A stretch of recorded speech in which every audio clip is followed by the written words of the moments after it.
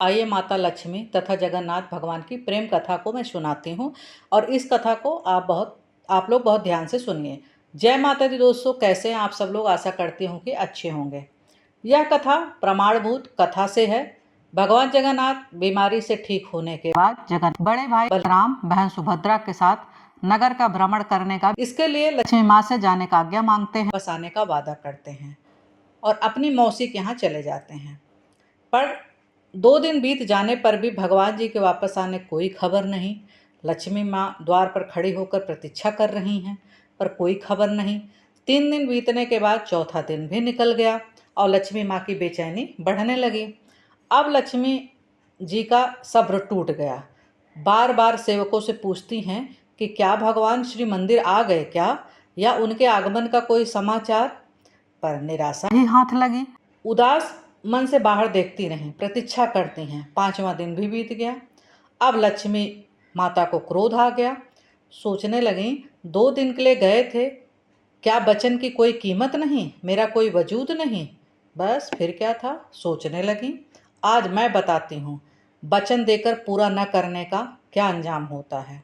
फिर उन्होंने सेवकों से कहा कि अभी हमारी पालकी तैयार करो और सभी सैनिक साथ चलो। इसी क्षण गुंडीचा मंदिर के लिए प्रस्थान करो। पालकी में सवार होकर सज धरकर गुंडीचा मंदिर के लिए चल पड़े। उनके आगमन के पहले रास्ते में उनके सेवक ढोलक मृदंग आदि यंत्र बजाते हुए जा रहे थे। जैसे ही माता लक्ष्मी मंदिर पहुंची, भगवान जगन्नाथ जी को संदेशा मिल गया। उनके सेवक ने बताया कि माता लक्ष्मी आई हैं और वह क्रोध में दिख रही हैं।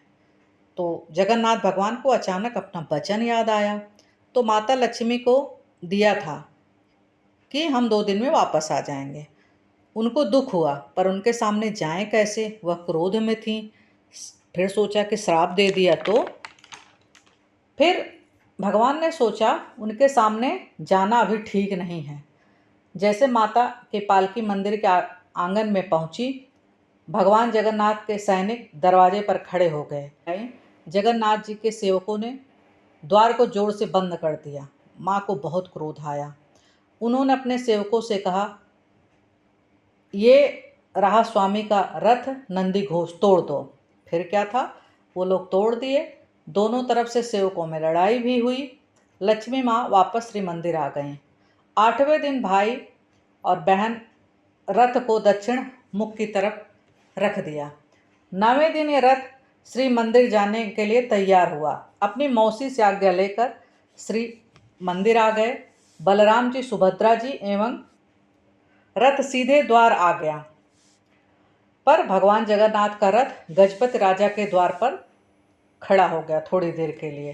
फिर लक्ष्मी जी को पता चलता है कि वह श्री मंदिर से आकर जाती हैं। 10 दिन बाद अपने स्वामी के दर्शन होते हैं उन्हें। इसे लक्ष्मी नारायण भेंट भी कहते हैं। अब तीनों भाई बहन श्री मंदिर में प्रवेश करने वाले हैं। बलदेव व सुभद्रा मैया को मंदिर में प्रवेश किया, पर प्यारे जगन्नाथ जी बाहर ही फंस जाते हैं।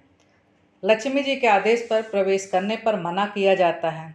फिर जगन्नाथ जी, उनके सेवक लक्ष्मी माँ से हाथ जोड़कर प्रार्थना करते हैं, पर माता लक्ष्मी नहीं मानी।